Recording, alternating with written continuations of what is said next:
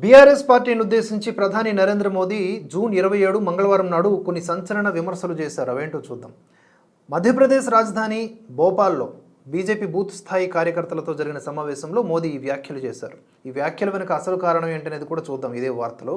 అయితే కరుణానిధి కుటుంబం సంక్షేమం కావాలంటే డిఎంకేకు ఓటు వేయండి, కె చంద్రశేఖరరావు కుమార్తె కవిత క్షేమం కావాలంటే బీఆర్ఎస్కు ఓటు వేయండి, అయితే మీరు మీ కొడుకులు కూతుళ్ళు మనవల్ల సంక్షేమం కోరుకుంటే బీజేపీకి ఓటేయండి అని మోదీ ఒక ధీటైన విమర్శ చేశారు. బీజేపీ బీఆర్ఎస్ ఈ రెండు ఒకటే జట్టు అని ఒక ఊహాగానాలు వినిపిస్తున్న వేళ మోదీ ఈ వ్యాఖ్యలు చేయడం ఒకంత ప్రాధాన్యత సంతరించుకుందనే చెప్పాలి. ఢిల్లీ మద్యం పాలసీ కుంభకోణంలో ఆరోపణలు ఎదుర్కొంటున్నటువంటి కేసీఆర్ కుమార్తె కవితపై దర్యాప్తు అనేది ఇటీవల కొంత దూకుడు తగ్గినట్లుగా కనిపిస్తోంది. దీంతో బీజేపీ బీఆర్ఎస్లు దగ్గరవుతున్నాయనే ప్రచారం జోరందుకుంది. కేంద్రం వైఖరిలో మార్పు బీజేపీలోని ఒక వర్గం నాయకులను కూడా అసంతృప్తులకు గురి చేస్తోంది అనే విషయం కూడా బయటకు వచ్చింది. వీళ్ళలో చాలా మంది కాంగ్రెస్ పార్టీ వైపు చూస్తున్నారని కూడా కథనాలు బయటకు వచ్చేశాయి. ఈ ఏడాది చివరిలో జరగనున్న తెలంగాణ అసెంబ్లీ ఎన్నికలకు ముందు బీఆర్ఎస్కు చెందినటువంటి 35 మంది కీలక నేతలు కాంగ్రెస్లో చేరనున్నారట. ఇక బీఆర్ఎస్ మాజీ నేతలు పొంగులేటి శ్రీనివాసరెడ్డి, మాజీ మంత్రి జూపల్లి కృష్ణారావులు ఇప్పటికే కాంగ్రెస్ అధ్యక్షులు మల్లికార్జున ఖర్గే, అగ్రనేత రాహుల్ గాంధీని ఢిల్లీలో కలవడం జరిగింది. వీరు తమ అనుచరులతో కలిసి కాంగ్రెస్లో చేరడం దాదాపు ఖాయమంటున్నట్లుగా కొంతమంది చెప్తున్నారు. ఇక 2 ఏళ్లుగా కేంద్ర సమావేశాలను బహిష్కరిస్తూ వస్తున్నటువంటి బీఆర్ఎస్ అనూహ్యంగా మణిపూర్ హింసపై అఖిలపక్ష సమావేశానికి హాజరయ్యారు. కొన్నేళ్లుగా ఆ పార్టీ కొనసాగించిన వైఖరిలో మార్పులు చోటు చేసుకోవడంతో బీజేపీ బీఆర్ఎస్ మధ్య అవగాహన కుదిరిందనే ఊహాగానాలు మొదలయ్యాయి. మోదీని విమర్శించడంలో ముందుండే తెలంగాణ సీఎం ఇటీవల ఓ కార్యక్రమంలో ఆయన్ను మంచి మిత్రుడు అని అభివర్ణించారు. అలాగే విపక్షాలు పాట్నాలో భేటీ నిర్వహిస్తున్న సమయంలో కేటీఆర్ కేంద్ర హోంమంత్రి అమిత్ షా, రక్షణ మంత్రి రాజ్నాథ్ సింగ్లను కలవడానికి ఢిల్లీకి వెళ్లారు. 2 రోజుల క్రిందట విపక్షాల వ్యూహాత్మక సమావేశంపై కూడా ఆయన విమర్శలు గుప్పించారు. మేం ప్రజలను ఏకం చేయడాన్ని నమ్ముతాము, రాజకీయ పార్టీలను ఏకం చేయడానికి కాదు. ఐక్యత అనేది ప్రజల్లో రావాలి, కానీ ఒక ప్రభుత్వానికి వ్యతిరేకంగా పార్టీలు ఏకం కావడం సరికాదు అని ఆయన మాట్లాడారు. సో మొత్తంగా ఢిల్లీ మద్యం కేసులో కవిత పేరు 2 ఛార్జ్షీట్లలో ఉండగా ఏప్రిల్లో దాఖలు చేసినటువంటి 3వ ఛార్జ్షీట్లో మాత్రం ఆ పేరు తొలగించడం జరిగింది. ఈ నేపథ్యంలో బీజేపీ బీఆర్ఎస్ దగ్గరవుతున్నాయనడానికి ఇదే నిదర్శనమని పలువురు విమర్శలు మొదలుపెట్టారు. అవాస్తవాలు సమీప కాలంలో తేలాలిక.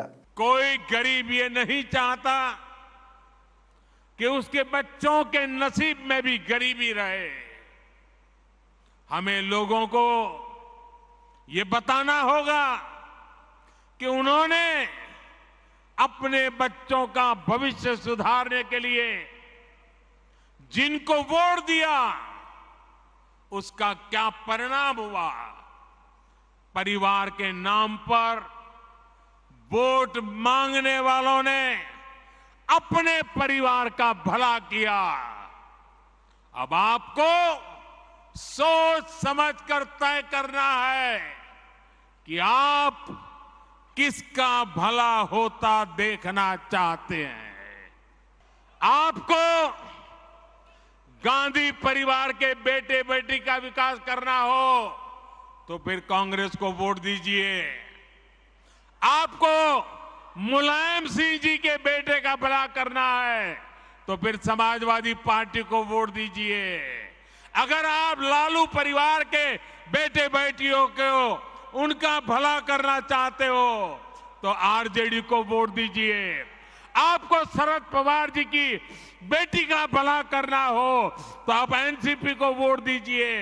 आपको अब्दुल्ला परिवार के बेटे का भला करना हो तो आप नेशनल कॉन्फ्रेंस को वोट दीजिए.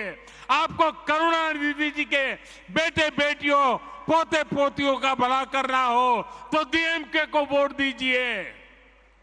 आपको के चंद्रशेखर राव की बेटी का भला करना हो तो आप बीआरएस को वोट दीजिए. लेकिन मेरी बात ध्यान से सुनिएगा. मेरे देशवासियों मेरी बात ध्यान से सुनिएगा.